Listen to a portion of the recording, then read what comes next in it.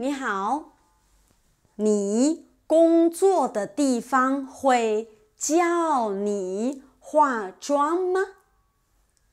我在很多地方工作过，可是有3个地方叫我化妆。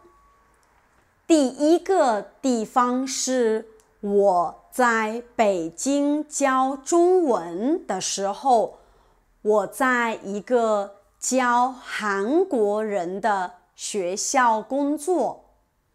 我的学生大部分是韩国人，大部分的学生他们化妆，所以我的校长叫我们所有人要化妆。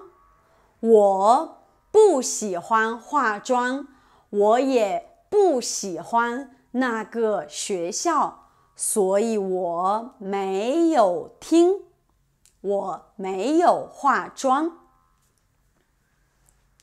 第二个地方是我在悉尼的第一个工作。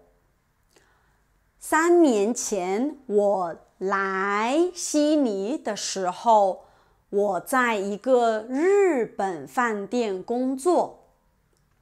我知道大部分日本人工作的时候要化妆，所以我也化妆去面试。我的经理说，工作的时候你要化妆。我说我化妆了。他说你这里要红一点儿。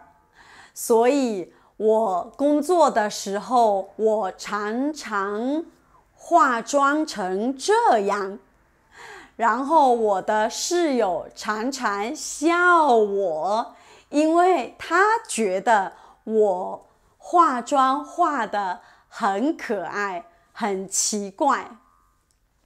那个时候我很喜欢在日本饭店工作，因为我的同事非常非常好。虽然我的经理非常非常刻薄，可是我很想练习我的日语，所以我觉得没关系，我可以化妆。第3个工作是我在悉尼的一个酒店工作。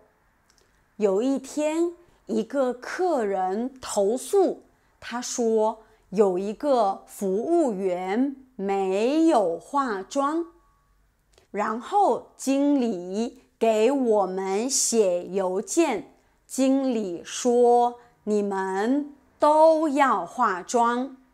那个时候我想，好，如果经理叫我化妆，我当然要化妆。可是我有一个同事，我很喜欢他，他是我的好朋友。他是一个阿根廷人，他是一个女权主义者。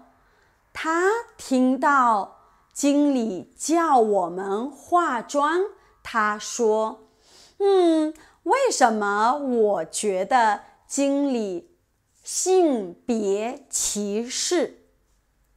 所以他决定他不要化妆，所以我们都决定我们不要化妆。